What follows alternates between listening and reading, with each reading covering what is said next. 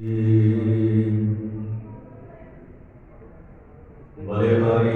कोई अपने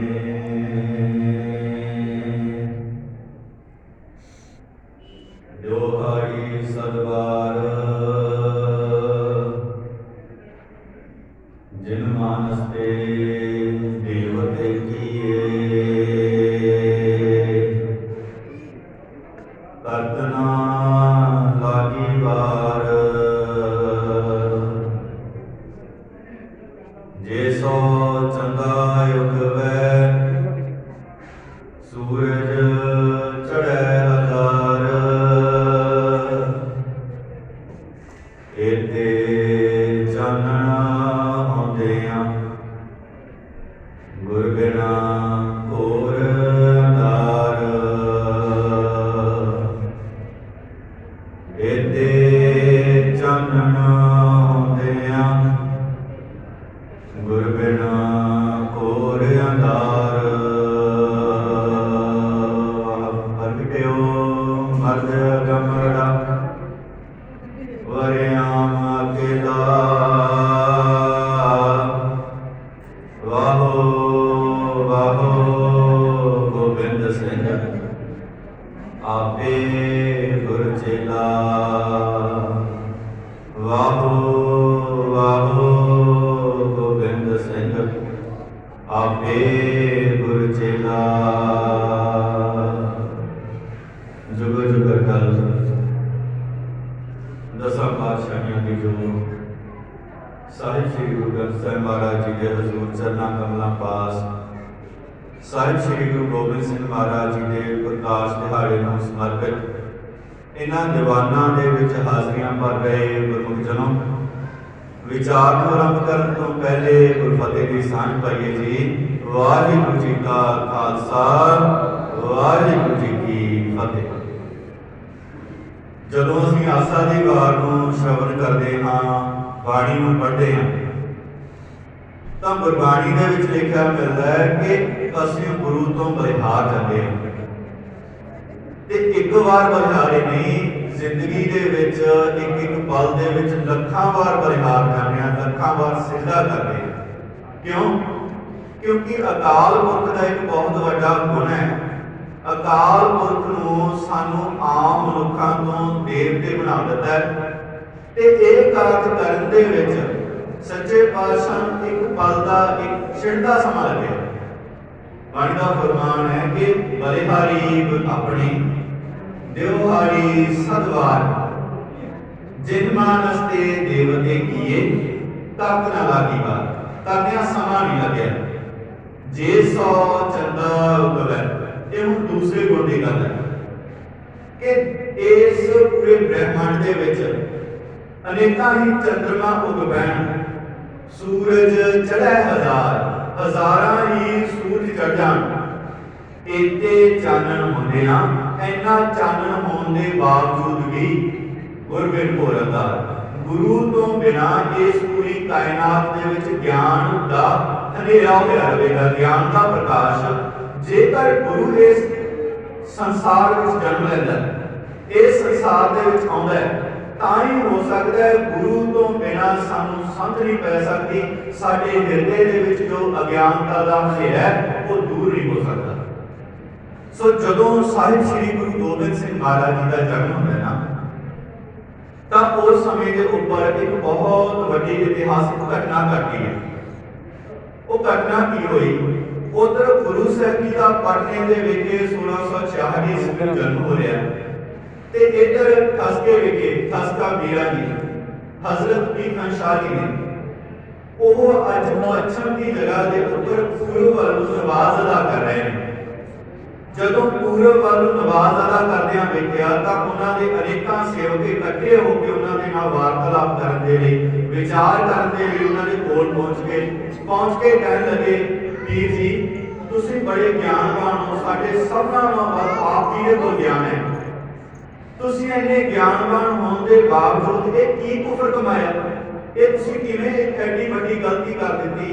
साडा जो पाक स्थान है वो पश्चिम वाल है जिसको काबा कहा जाता है ते तुसां ने पूर्व वाल नू अज नमाज अदा की है ਤਾਂ ਉਸ ਸਮੇਂ ਉੱਪਰ ਭੀਖਨ शाह जी ने कोई वार्तालाप हुई है जो कि आप सब संतां दे लई बड़ी हेल्दी है। वो आप जी ने अपने मनां विच वसाउणा है कि कोई अस्थान पूजनीक क्यों होंदा है। ਇਹਦੇ ਬਾਬਤ ਆਪਣੇ ਸੇਵਕਾਂ ਨੂੰ ਸਮਝਾਉਂਦੇ ਨੇ ਭੀਖਨ शाह जी। ਜਦੋਂ ਗੱਲਬਾਤ ਹੋਣੀ ਸ਼ੁਰੂ ਹੋਈ, ਵਾਰਤਾਲਾਪ ਹੋਣੀ ਸ਼ੁਰੂ ਹੋਈ ਨਾ, ਤਾਂ ਉਸ ਸਮੇਂ ਦੇ ਉੱਪਰ ਜਦੋਂ ਪਹਿਲਾ ਸਵਾਲ ਹੋਇਆ ਕਿ ਤੁਸਾਂ ਨੇ ਅੱਜ ਪੂਰਬ ਵੱਲ ਨੂੰ ਸਿਜਦਾ ਕਿਉਂ ਕੀਤਾ ਹੈ, ਪੂਰਬ ਵੱਲ ਨੂੰ ਤੁਸਾਂ ਅੱਜ ਨਮਾਜ਼ ਅਦਾ ਕਿਉਂ ਕੀਤੀ ਹੈ, ਤਾਂ ਉਸ ਸਮੇਂ ਦੇ ਉੱਪਰ ਭੀਖਨ शाह जी ਕਹਿਣ ਲੱਗੇ ਕਿ ਤੁਸੀਂ ਮੈਨੂੰ ਇਸ ਸਵਾਲ ਦਾ ਜਵਾਬ ਲੈਣ ਤੋਂ ਪਹਿਲੇ ਮੇਰੇ ਸਵਾਲ ਦਾ ਜਵਾਬ ਦਿਓ ਕਿ ਅਸਾਂ ਪੱਛਮ ਵੱਲ ਨੂੰ, ਆਪੇ ਵੱਲ ਨੂੰ ਕਿਉਂ ਅਸੀਂ ਨਮਾਜ਼ ਅਦਾ ਕਰਦੇ ਹਾਂ। ਤਾਂ ਕੁਝ ਨੇ ਕਹਿ ਦਿੱਤਾ ਕਿ ਉਹ ਅਸਥਾਨ ਸਾਡੇ ਧਰਮ ਦੇ ਨਾਲ ਸੰਬੰਧਿਤ ਹੈ। ਅੱਗੋਂ ਫੇਰ ਸਵਾਲ ਹੋਇਆ, ਕਹਿਣ ਲੱਗੇ ਸਾਡੇ ਧਰਮ ਦੇ ਨਾਲ ਸੰਬੰਧਿਤ ਹੋਣ ਤੋਂ ਭਾਵ ਕਿਸ ਤਰ੍ਹਾਂ ਸੰਬੰਧਿਤ ਹੈ ਇਹ ਮੈਨੂੰ ਦੱਸੋ। ਕਹਿਣ ਲੱਗੇ ਕਿ ਉਸ ਅਸਥਾਨ ਦੇ ਉੱਪਰ ਜੋ ਸਾਡੇ ਪੈਗੰਬਰ ਹੋਏ ਨੇ ਹਜ਼ਰਤ ਮੁਹੰਮਦ ਸਾਹਿਬ, ਉਹਨਾਂ ਦੇ ਚਰਨ ਪਾਏ ਹੋਏ ਨੇ, ਉਹ ਅਸਥਾਨ ਦੇ ਉੱਪਰ ਰਹੇ ਹੋਏ ਨੇ ਤੇ ਉਹਨਾਂ ਦੇ ਪਾਕ ਚਰਨ ਪੈਣ ਕਰਕੇ ਉਹ ਅਸਥਾਨ ਪਵਿੱਤਰ ਹੈ, ਤਾਂ ਕਰਕੇ ਅਸੀਂ ਉਧਰ ਨੂੰ ਸਿਜਦਾ ਕਰਦੇ ਹਾਂ। ਤੇ ਅੱਗੋਂ ਇੱਕ ਸਵਾਲ ਹੋਰ ਕੀਤਾ ਹਜ਼ਰਤ ਭੀਖਨ शाह जी ਨੇ। ਕਹਿਣ ਲੱਗੇ ਕਿ ਇੱਕ ਸਮਾਂ ਸੀ, ਉਸ ਸਮੇਂ ਦੇ ਉੱਪਰ ਮੁਹੰਮਦ ਸਾਹਿਬ ਇਹ ਦੁਨੀਆ ਦੇ ਵਿੱਚ ਆਏ ਤੇ ਜਦੋਂ ਉਹ ਦੁਨੀਆ ਦੇ ਵਿੱਚ ਆਏ ਉਹਨਾਂ ਨੇ ਇੱਕ ਅਸਥਾਨ ਦੇ ਉੱਪਰ ਆਪਣੇ ਚਰਨ ਪਾਏ ਨੇ, ਉਸ ਨੂੰ ਅਸੀਂ ਅੱਜ ਤੱਕ ਸਿਜਦਾ ਕਰਦੇ ਹਾਂ। ਤੇ ਗੁਰਮੁਖੋ ਇਹ ਗੱਲ ਮੈਨੂੰ ਦੱਸਣੀ ਕਰੋ ਕਿ ਇੱਕ ਅਜਿਹਾ ਸਥਾਨ ਕੀ ਹੈ ਜਿਸ ਅਸਥਾਨ ਦੇ ਉੱਪਰ ਤਾਂ ਅੱਜ ਇਸ ਸਮੇਂ ਵੀ ਅਕਾਲ ਪੁਰਖ ਦੇ ਵਸਾਏ ਹੋਏ ਇੱਕ ਗੁਰੂ ਦੇ ਪਿਆਰੇ ਦਾ ਜਨਮ ਹੋ ਰਿਹਾ।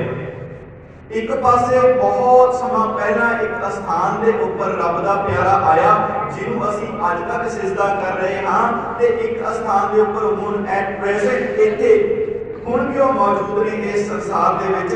ਅੱਜ ਅਸੀਂ ਉਸ ਅਸਥਾਨ ਨੂੰ ਸਿਜਦਾ ਕਿਉਂ ਨਾ ਕਰੀਏ। ਤਾਂ ਉਹਨਾਂ ਦੇ ਕੋਲ ਕੋਈ ਜਵਾਬ ਨਾ। ਫਿਰ ਹਜ਼ਰਤ ਭੀਖਨ शाह जी ਕਹਿਣ ਲੱਗੇ ਕਿ ਇਹ ਅਕਾਲ ਪੁਰਖ ਦੀ ਬੜੀ ਵੱਡੀ ਇੱਕ ਕਰਾਮਾਤ ਵਾਪਰੀ ਹੈ ਕਿ ਅੱਜ ਇਸ ਸੰਸਾਰ ਦੇ ਵਿੱਚ ਜਿੱਦਾਂ ਮੁਸਲਮਾਨਾਂ ਦੇ ਵਿੱਚ ਹਜ਼ਰਤ ਮੁਹੰਮਦ ਸਾਹਿਬ ਜਨਮ ਲੈ ਕੇ ਤਾਰਨ ਲਈ ਆਏ ਸਨ, ਉਸੇ ਪ੍ਰਕਾਰ ਹੀ ਇਹ ਪੂਰੀ ਕਾਇਨਾਤ ਨੂੰ, ਪੂਰੀ ਦੁਨੀਆ ਨੂੰ ਤਾਰਨ ਦੇ ਲਈ ਅੱਜ ਇੱਕ ਗੁਰੂ ਦਾ ਪਿਆਰਾ ਪਟਨੇ ਦੇ ਵਿੱਚ ਜੋ ਕਿ ਪੂਰਬ ਵਿੱਚ ਹੈ ਉੱਥੇ ਜਨਮ ਲੈ ਰਿਹਾ। ਤਾਂ ਕਰਕੇ ਅਸਾਂ ਅੱਜ ਉਸ ਪਾਕ ਅਸਥਾਨ ਦੇ ਵੱਲ ਸਿਜਦਾ ਕਰ ਰਹੇ ਹਾਂ, ਨਮਾਜ਼ ਅਦਾ ਕਰ ਰਹੇ ਹਾਂ। ਤਾਂ ਇਤਿਹਾਸ ਦੇ ਵਿੱਚ ਇੱਥੋਂ ਤੱਕ ਲਿਖਿਆ ਮਿਲਦਾ ਹੈ ਕਿ ਅਨੇਕਾਂ ਹੀ ਜਿਹੜੇ ਕਿ ਉਸ ਸਮੇਂ ਹਜ਼ਰਤ ਸਾਹਿਬ ਦੀਆਂ ਜੋ ਭਾਵਨਾਵਾਂ ਨੇ ਉਹਨਾਂ ਨੂੰ ਨਾ ਸਮਝ ਸਕੇ ਨਾ, ਉਹ ਛੱਡ ਕੇ ਚਲੇ ਗਏ। ਪਰ ਕੁਝ ਸਨ ਜੋ ਕਿ ਅਸਲ ਦੇ ਵਿੱਚ ਤਤਸਾਰ ਨੂੰ ਸਮਝਦੇ ਨੇ ਤੇ ਉਹ ਹਜ਼ਰਤ ਸਾਹਿਬ ਜੀ ਦੇ ਨਾਲ ਪਟਨਾ ਸਾਹਿਬ ਵਿਖੇ ਆ ਕੇ ਗੁਰੂ ਸਾਹਿਬ ਜੀ ਦੇ ਦਰਸ਼ਨ ਕਰਕੇ। ਸੋ ਗੁਰੂ ਪਿਆਰਿਓ, ਕਹਿਣ ਤੋਂ ਭਾਵ ਸਿਰਫ ਇੰਨਾ ਹੈ ਕਿ ਜਿਸ ਅਸਥਾਨ ਦੇ ਉੱਪਰ ਸਾਡਾ ਗੁਰੂ ਮੌਜੂਦ ਹੈ ਨਾ, ਉਹ ਅਸਥਾਨ ਸਾਡੇ ਲਈ ਦੁਨੀਆ ਦੇ ਉੱਪਰ ਸਭ ਤੋਂ ਜ਼ਿਆਦਾ ਪਵਿੱਤਰ, ਸਭ ਤੋਂ ਜ਼ਿਆਦਾ ਪਾਵਨ ਹੈ ਤੇ ਉਹ ਅਸਥਾਨ ਸਾਡੇ ਹਿਰਦੇ ਦੇ ਵਿੱਚ ਵਸਿਆ ਹੋਣਾ ਚਾਹੀਦਾ ਹੈ। ਜਿਸ ਤਰ੍ਹਾਂ ਅੱਜ ਸਾਹਿਬ ਸ੍ਰੀ ਗੁਰੂ ਗ੍ਰੰਥ ਸਾਹਿਬ ਮਹਾਰਾਜ ਜੀ ਦੀ ਹਜ਼ੂਰੀ ਦੇ ਵਿੱਚ ਅਸੀਂ ਇੱਥੇ ਜੁੜ ਬੈਠੇ ਹਾਂ। ਜੁਗੋ ਜੁਗ ਅਕਾਲ ਸਾਹਿਬ ਸ੍ਰੀ ਗੁਰੂ ਗ੍ਰੰਥ ਸਾਹਿਬ ਮਹਾਰਾਜ ਸਾਡੇ ਹਜ਼ੂਰ ਹਾਜ਼ਰ ਨਾਜ਼ਰ ਨੇ, ਪਰ ਇਸ ਅਸਥਾਨ ਦੇ ਉੱਪਰ ਆ ਕੇ ਵੀ ਸਾਡੇ ਮਨ ਦੇ ਵਿੱਚ ਇਹ ਭਾਵਨਾ ਹੀ ਨਹੀਂ ਜਾਗਦੀ ਕਿ ਅਸੀਂ ਗੁਰੂ ਦੀ ਹਜ਼ੂਰੀ ਦੇ ਵਿੱਚ ਬੈਠੇ ਹਾਂ। ਇੱਥੇ ਆ ਕੇ ਵੀ ਅਸੀਂ ਗੁਰਮਤਿ ਵਿਚਾਰਾਂ ਸੁਣਨ ਦੀ ਥਾਂ ਦੇ ਉੱਪਰ ਸਾਡੇ ਮਨ ਵਿੱਚ ਹੋਰ ਖਿਆਲਾਤ ਚੱਲਦੇ ਰਹਿੰਦੇ ਨੇ। ਤਾਂ ਇਹ ਜਿੰਨੀਆਂ ਵੀ ਚੀਜ਼ਾਂ ਨੇ ਇਹਨਾਂ ਸਾਰੀਆਂ ਨੂੰ ਸਾਨੂੰ ਆਪਣੇ ਮਨ ਦੇ ਵਿੱਚੋਂ, ਹਿਰਦੇ ਦੇ ਵਿੱਚੋਂ ਦੂਰ ਕਰਕੇ ਗੁਰੂ ਦੀ ਭਉ ਭਾਵਨੀ ਦੇ ਵਿੱਚ, ਭੈ ਦੇ ਵਿੱਚ ਬੈਠ ਕੇ ਜਦੋਂ ਅਸੀਂ ਗੁਰਮਤਿ ਵਿਚਾਰਾਂ ਨੂੰ ਸ਼ਬਦ ਕਰਾਂਗੇ ਨਾ, ਤਾਂ ਜ਼ਿੰਦਗੀ ਦੇ ਵਿੱਚ ਸਾਡੀ ਵਿੱਚ ਬਹੁਤ ਵੱਡੇ ਬਦਲਾਅ ਆਉਣਗੇ। ਸਾਹਿਬ ਸ੍ਰੀ ਗੁਰੂ ਗੋਬਿੰਦ ਸਿੰਘ ਮਹਾਰਾਜ ਬਾਬਤ ਇੱਕ ਸ਼ਾਇਰ ਲਿਖਦਾ ਹੈ। ਉਹ ਕਹਿੰਦਾ, ਚਿੜੀਆਂ ਜਿਸ ਦੀਆਂ ਬਾਜ ਤੇ ਪੈਣ ਭਾਰੂ, ਉਸ ਦੇ ਬਾਗ ਵਿੱਚ ਕਿੰਨੀ ਕੁ ਜਾਨ ਹੋ ਸੀ, 1.25 ਲੱਖ ਨਾਲ ਇੱਕ ਲੜਾਉਣ ਵਾਲਾ, ਖੁਦ ਕਲਗੀਧਰ ਕਿੰਨਾ ਬਲਵਾਨ ਹੋ ਸੀ।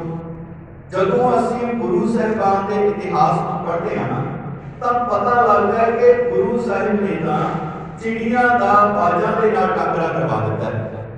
ਇੱਕ ਇੱਕ ਗੁਰੂ ਦੇ ਪਿਆਰੇ ਸਿੱਖ ਨੇ 1.25 ਲੱਖ ਦਾ ਟੱਕਰਾ ਕੀਤਾ ਹੈ ਤੇ ਫਿਰ ਵੀ ਜਿੱਤ ਹਾਸਲ ਕੀਤੀ ਹੈ। ਤੇ ਅੱਜ ਜੇਕਰ ਅਸੀਂ ਗੁਰੂ ਦੇ ਹੋ ਕੇ ਚੱਲਾਂਗੇ ਤਾਂ ਜਿਹੜੇ ਵੀ ਪਾਸੇ ਅਸੀਂ ਗੁਰੂ ਨੂੰ ਅਰਦਾਸ ਕਰਕੇ ਤੁਰ ਪਏ ਸਾਡੀ ਵੀ ਜਿੱਤ ਹੋਣੀ ਹੀ ਹੋਣੀ, ਸਾਨੂੰ ਵੀ ਜ਼ਿੰਦਗੀ ਦੇ ਵਿੱਚ ਵੱਡੀਆਂ ਪ੍ਰਾਪਤੀਆਂ ਹੋਣੀਆਂ ਨੇ। ਬਸ ਇੱਕ ਕਾਰਜ ਕਰਨ ਦੀ ਲੋੜ ਹੈ ਕਿ ਸਾਡੇ ਮਨ ਦੇ ਵਿੱਚ ਗੁਰੂ ਪ੍ਰਤੀ ਭਾਵ ਹੋਵੇ, ਭੈ ਹੋਵੇ, ਪਿਆਰ ਹੋਵੇ। ਜਦੋਂ ਸਾਡੇ ਮਨ ਦੇ ਵਿੱਚ ਗੁਰੂ ਦਾ ਡਰ ਤੇ ਗੁਰੂ ਦਾ ਪਿਆਰ ਹੋਇਆ ਨਾ, ਤਾਂ ਉਸ ਵੇਲੇ ਸਾਡੀਆਂ ਸਾਰੀਆਂ ਜ਼ਿੰਦਗੀ ਦੀਆਂ ਇੱਛਾਵਾਂ ਪੂਰੀਆਂ ਹੋ ਜਾਣਗੀਆਂ। ਸੋ ਇਹ ਗੱਲ ਦੇ ਉੱਤੇ ਆਪਾਂ ਧਿਆਨ ਦੇਈਏ, ਤਾਂ ਹੀ ਸਾਡੇ ਇਹ ਜਿੰਨੇ ਵੀ ਅਸੀਂ ਸਮਾਗਮ ਕਰਦੇ ਹਾਂ ਗੁਰੂ ਦੇ ਚਰਨਾਂ ਦੇ ਵਿੱਚ ਆ ਜੁੜਦੇ ਸਫਲ ਹੋਣਗੇ ਜੇ ਸਾਡੇ ਹਿਰਦੇ ਦੇ ਵਿੱਚ ਭਾਵ ਤੇ ਪਿਆਰ ਹੋਵੇਗਾ। ਸੋ ਲਾਸਟ ਆਫ ਆਲ मैं इको बेनती करना चाहना कि if you have any type of problem in your life, ਤੁਹਾਡੀ ਜ਼ਿੰਦਗੀ ਦੇ ਵਿੱਚ ਕਿਸੇ ਵੀ ਤਰ੍ਹਾਂ ਦੀ ਕੋਈ ਵੀ ਸਮੱਸਿਆ ਹੈ, then first of all you are all read Shri Guru Granth Sahib's ਬਾਣੀ and remembering the name of God। ਆਪ ਤੁਸੀਂ ਸਾਰਿਆਂ ਨੇ ਰਲ ਮਿਲ ਕੇ ਇੱਕ ਤੇ ਗੁਰਬਾਣੀ ਨੂੰ ਵੱਧ ਤੋਂ ਵੱਧ ਪੜ੍ਹਨਾ ਤੇ ਦੂਜਾ ਤੁਸੀਂ ਧਿਆਨ ਲਾਉਣਾ ਹੈ ਵਾਹਿਗੁਰੂ ਵਾਹਿਗੁਰੂ ਵਾਹਿਗੁਰੂ ਕਰਨਾ, ਮੂਲ ਮੰਤਰ ਦਾ ਜਾਪ ਕਰਨਾ ਹੈ। ਵੱਧ ਤੋਂ ਵੱਧ ਸਮਾਂ ਮਾੜੀਆਂ ਵਿਚਾਰਾਂ ਤੋਂ ਆਪਣੇ ਮਨ ਨੂੰ ਮੋੜ ਕੇ ਚੰਗੇ ਪਾਸੇ ਆਉਣਾ, ਤਾਂ ਜ਼ਿੰਦਗੀ ਦੇ ਵਿੱਚ ਵੱਡੀਆਂ ਕਰਾਮਾਤਾਂ ਵਾਪਰਨਗੀਆਂ। ਅੱਜ ਅਸੀਂ ਇਤਿਹਾਸ ਪੜ੍ਹਦੇ ਹਾਂ ਤਾਂ ਕਈ ਵਾਰ ਮਨ ਦੇ ਵਿੱਚ ਸ਼ੰਕਾ ਆਉਂਦਾ ਹੈ ਕਿ ਕਿਸ ਤਰ੍ਹਾਂ ਇੱਕ ਸਿੱਖ ਸਵਾ ਲੱਖ ਨਾਲ ਲੜ ਪਿਆ। ਜਦੋਂ ਬਾਣੀ ਪੜ੍ਹਨੀ ਸ਼ੁਰੂ ਕਰ ਦਿਆਂਗੇ ਤਾਂ ਇਹਦੇ ਜਵਾਬ ਆਪਣੇ ਆਪ ਮਿਲਣੇ ਸ਼ੁਰੂ ਹੋ ਜਾਣਗੇ। ਸੋ ਲਾਸਟ ਆਫ ਆਲ ਸਭ ਸੰਤਾਂ ਦਾ ਬਹੁਤ ਬਹੁਤ ਧੰਨਵਾਦ ਜੋ ਆਪ ਗੁਰੂ ਦੇ ਚਰਨਾਂ ਦੇ ਵਿੱਚ ਹਾਜ਼ਰ ਹੋਏ ਹੋ। ਆਪ ਸੰਤਾਂ ਦੇ ਨਾਲ ਵਿਚਾਰਾਂ ਕਰਦਿਆਂ ਹੋਈਆਂ ਬੋਲਾਂ ਦੀ ਖਿਮਾ ਫਤਿਹ ਪ੍ਰਵਾਨ ਕਰਨੀ ਜੀ। ਵਾਹਿਗੁਰੂ ਜੀ ਕਾ ਖਾਲਸਾ ਵਾਹਿਗੁਰੂ ਜੀ ਕੀ ਫਤਿਹ। ਸਤਿਕਾਰਯੋਗ ਭਾਈ ਸੰਤੋਖ ਸਿੰਘ ਜੀ ਟੂਡਾਮਣੀ, ਧੰਨ ਗੁਰੂ ਗੋਬਿੰਦ ਸਿੰਘ ਸੱਚੇ ਪਾਤਸ਼ਾਹ ਦੀ ਪਾਵਨ ਸਿਫਤ ਕਰਦਿਆਂ ਨਾ ਬੜੇ ਪਿਆਰੇ ਬਚਨ ਕਹਿੰਦੇ ਨੇ। ਉਹ ਲਿਖਦੇ ਹਨ ਵੀ ਛਾਏ ਜਾਤੀ ਏਕਤਾ ਅਨੇਕਤਾ ਬੁਲਾਈ ਜਾਤੀ, ਹੋਵਤੀ ਕੁਚੀਲਤਾ ਕਦੇਬਨ ਪੁਰਾਨ ਕੀ, ਪਾਪ ਬਰਪਕ ਜਾਤੇ ਵਰਨ ਗਰਗ ਜਾਤੇ, ਧਰਮ ਧਸਤ ਜਾਤੇ ਸਾਹਿਤ ਵਿਧਾਨ ਜੀ, देवी देव देवते संतोख सिका दूर होते, रीत मिट जाती कथा वेदन पुराण की, श्री गुरु गोबिंद सिंह भावनी भगत सूर, मूर्त न होती जो प्रक्रम न निधान की। ये सतगुरु जी की कृपा है जो आज इस हिंदुस्तान की धरती के ऊपर असी आजादी का निग माण रहे हाँ। सोना की याद में जुड़े हाँ। सतगुरु कृपा करे साडा ये जुड़िया समा लेखे विच लग जावे। आओ हम सत्कार जो भाई साहब भाई गुरमीत सिंह जी असद वाले उन्हां दा कमीशन जथा साडे विचकार पहुंचा होया है। मैं बेनती करांगा स्टेज ते पहुंचण दी किरपालता करन। कुछ समय वास्ते आप जी के नाल कविश्री 12 के रूप में गुरु इतिहास की सांझ करनगे।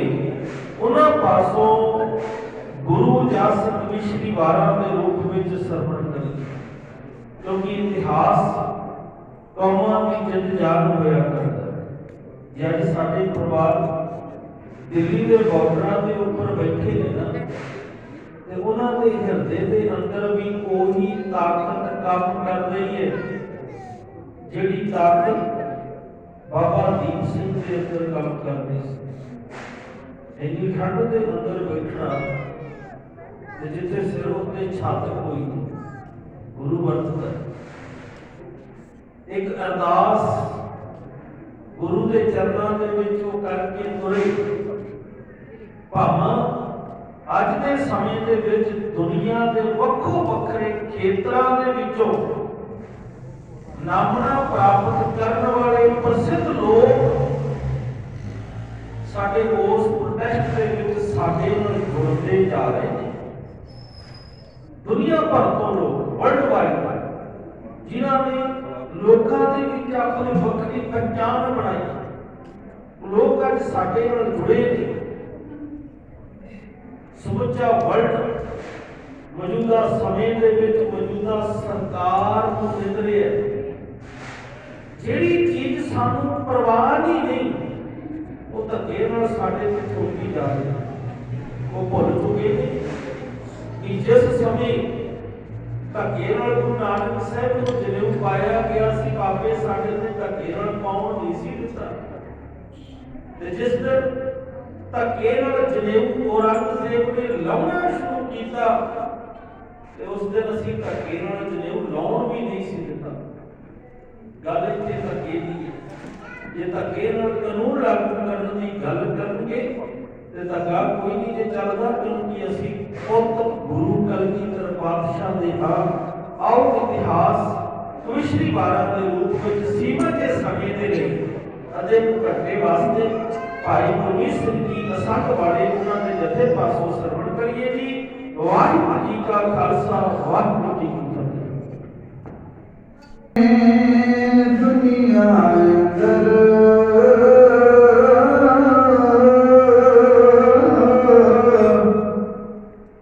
ਇੱਕ ਐਸਾ ਪੁੱਤਰ ਜਣਿਆ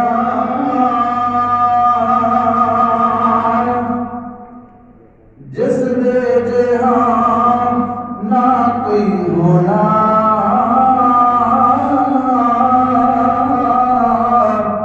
ਤੇ ਨਾ ਪਿੱਛੇ ਹੈ ਬਣਿਆ।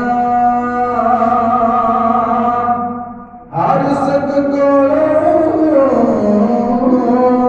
ਦੂਰ ਰਿਹਾ हेडिंग चार्ज आ गए हैं ਤੇ ਹਰ ਦੁੱਖ ਦੇ ਪਰ ਨੇੜੇ ਹਰ ਬਦਲੂ ਲਈਓ ਜਗ ਤੇ ਜਾਲਮ ਸਾਵੇਂ ਤਨਿਆ ਹੋ ਜਾਲਮ ਸਾਵੇਂ ਤਨਿਆ। की करते हो भाजी, क्या कर रहे हो यार? ਬਾਜਾ ਵਾਲੇ ਗੁਰੂ ਨੂੰ ਨਮਸਕਾਰ ਲੱਖ ਵਾਰ। ਤੁਹਾਡੇ ਕੈਮਰੇ ਅੱਗੇ ਆੜੀ ਰਹਾ, ਤੁਸੀਂ ਮੇਰੇ ਕੈਮਰੇ ਅੱਗੇ ਆੜੀ ਜਾ ਰਹੇ ਹੋ ਯਾਰ, ਕਮਾਲ है यार। देख लो यार, ਜਿਸਨੇ सारा लाइव पैना है ਭਾਰਤ ਵਰਸ਼ ਤੋਂ यार, देखते लो यार, कम से कम रिकॉर्डिंग चल रही है यार। चलो भाई, ਵਾਰ ਦਿੱਤਾ ਪਰਵਾਰ। ਜਿਸਨੇ ਭਾਰਤ ਵਰਸ਼ ਤੋਂ ਵਾਰ ਦਿੱਤਾ ਪਰਵਾਰ। ਜਦੋਂ ਵੇਖੀ ਨਾ ਤੇਰੇ ਇਤਿਹਾਸ ਵੱਲੇ ਅੱਖ ਜਾਣ ਤੇ ਮਰਨ ਦਾ ਢੰਗ ਤੇਰਾ ਹੈ ਕਿ ਸਿਰਕ ਦੀ ਭੱਟੀ ਚ ਸੂਰਵੀਰਾ ਸਦਾ ਹੋਇਆ ਪੂਰਾ ਰੰਗ ਤੇਰਾ। ਅਨੋਖੋ ਦੀ ਲੋੜ ਹੋਵੇ ਤੂੰ ਖੂਨ ਵਾਂਗ ਦਰਿਆਵਾਂ ਦੇ ਰੋੜਦਾ ਏ। ਲੋਕੀ ਜ਼ਿੰਦਗੀ ਲਾਉਣ ਦੇ ਜ਼ਿੰਦਗੀ ਚੋਂ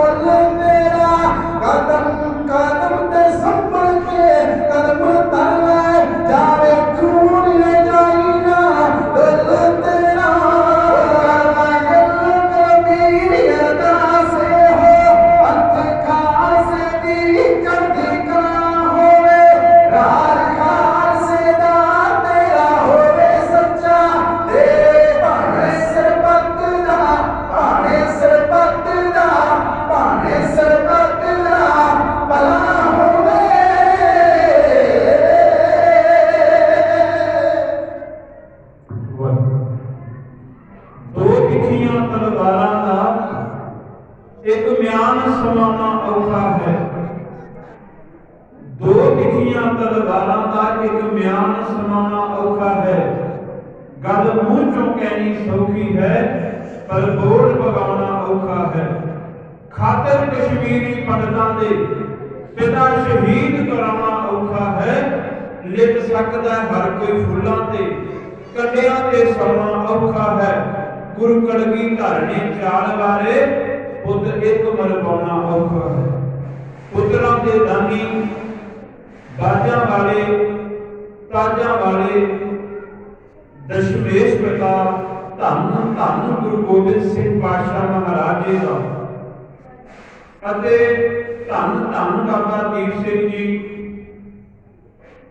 ਉਹ ਸ਼ਹੀਦ ਜਿਨ੍ਹਾਂ ਦੀ ਸ਼ਹਾਦਤ ਨੂੰ ਅੱਜ ਕੇਵਲ ਹਿੰਦੁਸਤਾਨ ਨਹੀਂ ਵਿਦੇਸ਼ਾਂ ਦਾ ਹਰ ਇੱਕ ਮਨੁੱਖ ਜਾਣਦਾ ਹੈ ਕਿ ਦੁਨੀਆ ਤੋਂ ਇੱਕ ਵੱਖਰੀ ਸ਼ਹਾਦਤ।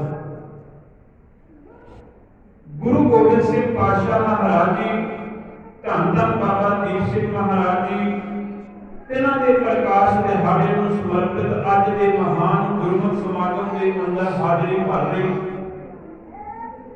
ਗੁਰੂ ਕੀ ਸਾਧ ਸੰਗਤ ਜੀ, ਆਪ ਜੀ ਬਹੁਤ ਵੱਡਿਆਂ ਭਾਗਾਂ ਵਾਲੇ ਜੀਵ ਹੋ, ਜੋ ਕਿ ਮੌਸਮ ਦੀ ਪਰਵਾਹ ਨਾ ਕਰਦਿਆਂ ਹੋਇਆਂ ਵੀ ਗੁਰੂ ਦੀ ਨਿਕਲੀ ਗੋਦ ਦੇ ਅੰਦਰ ਆਨ ਬਰਾਜੇ ਹੋ।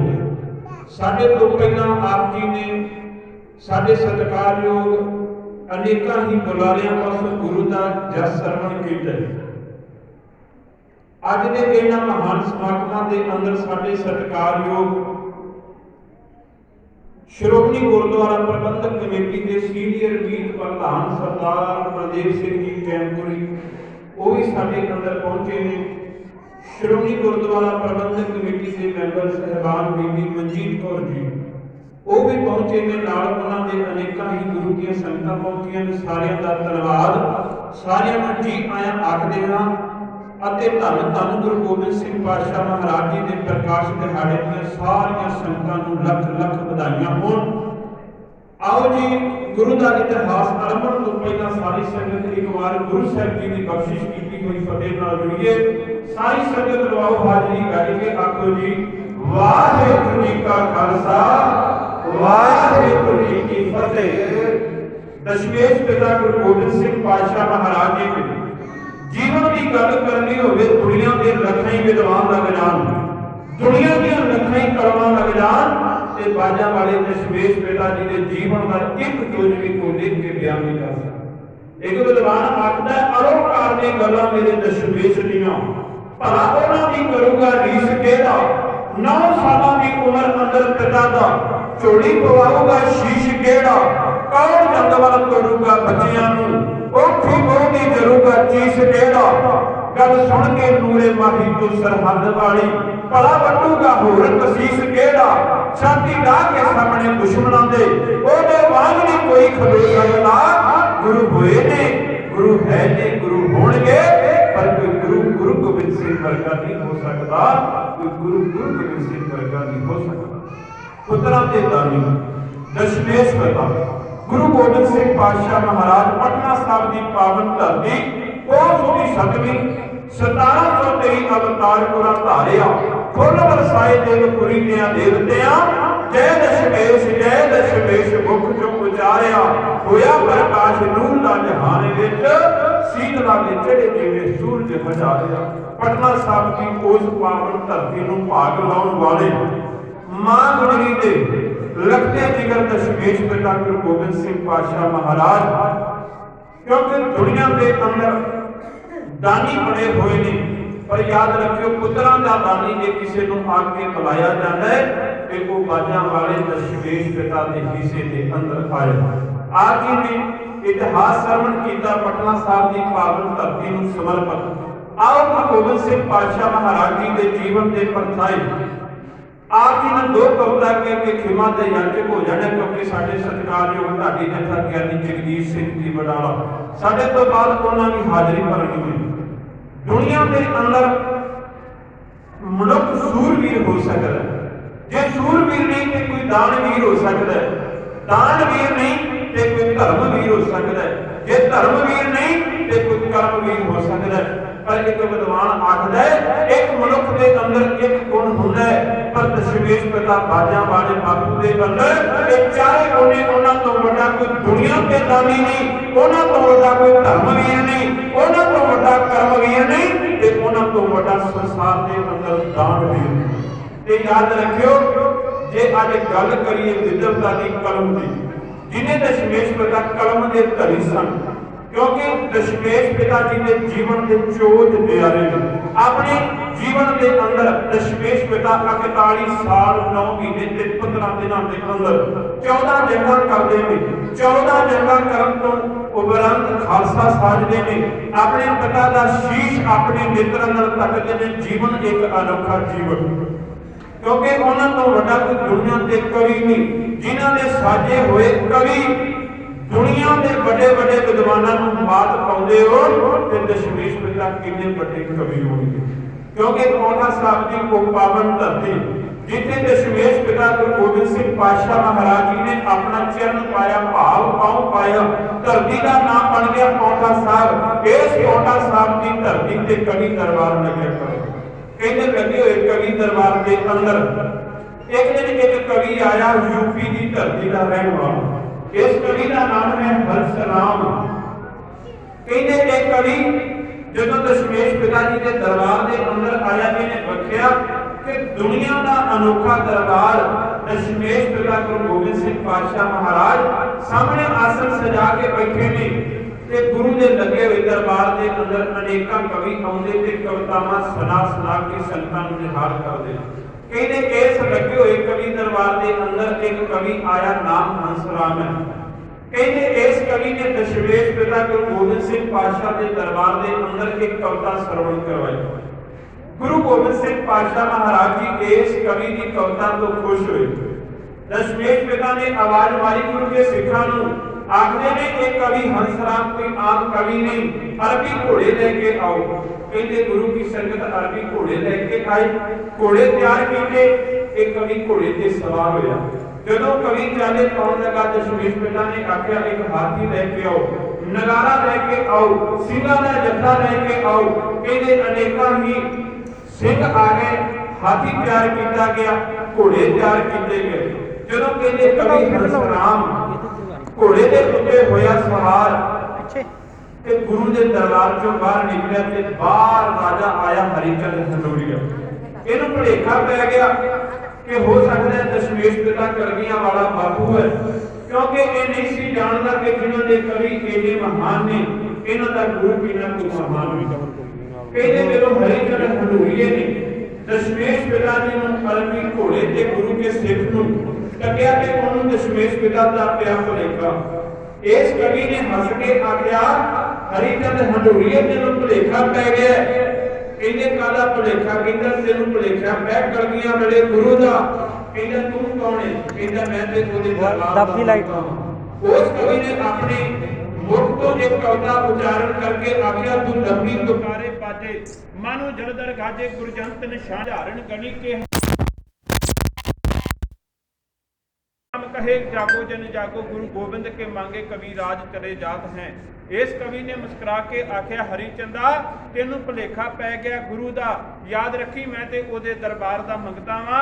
कहंदा हरीचंद हरनूरीए ने कवि दे चरनां दे उत्ते मस्तक रख के आख दिता, जिहदे दरबार दे मंगते एडे महान होण, उन्हां दा गुरु किन्ना कु महान होवेगा। ऐसे टोज दशमेश पिता गुरु गोबिंद सिंह पातशाह महाराज जी दे